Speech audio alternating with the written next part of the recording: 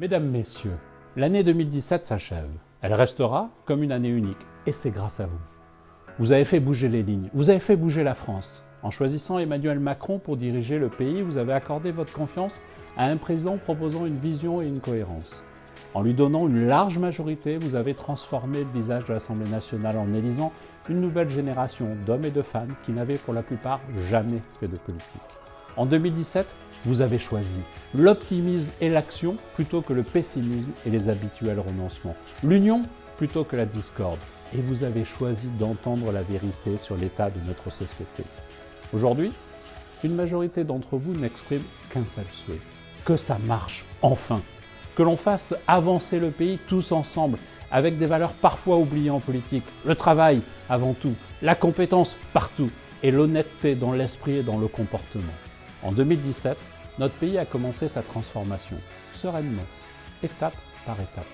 Et depuis 6 mois, que de chemin parcouru. Et avec vous, et grâce à vous. Pour 2018, nous devons maintenir notre engagement pour plus de protection, pour plus de liberté.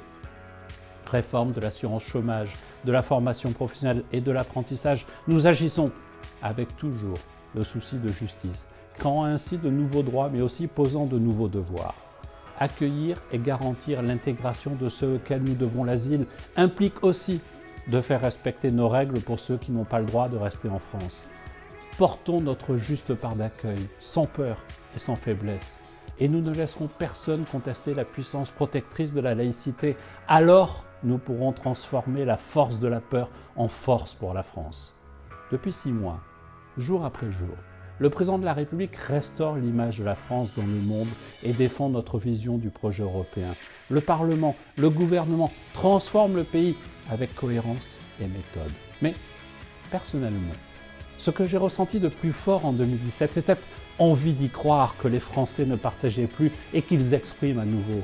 Il y a tellement de talents dans notre pays qui manquaient de motivation. Il y a tellement de bonne volonté et d'idées qui manquaient de reconnaissance. Il y a tellement de gens formidables, ceux qui parlent peu, que l'on voit peu, mais qui font beaucoup. Des gens formidables qui manquaient d'encouragement. La motivation, la reconnaissance et l'encouragement sont au cœur de notre action politique aujourd'hui. Mais il reste tant à faire. Je sais les souffrances, les peurs, les angoisses.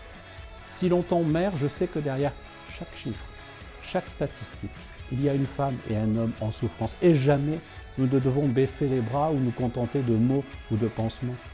En ce début d'année, je vous souhaite bien évidemment tous mes vœux de bonheur et de santé. Mais mon vœu personnel pour notre pays, c'est que nous conservions cet optimisme et cette volonté de changer les choses qui ont fait de 2017 une année dont nous pouvons être fiers. Bonne et heureuse année 2018.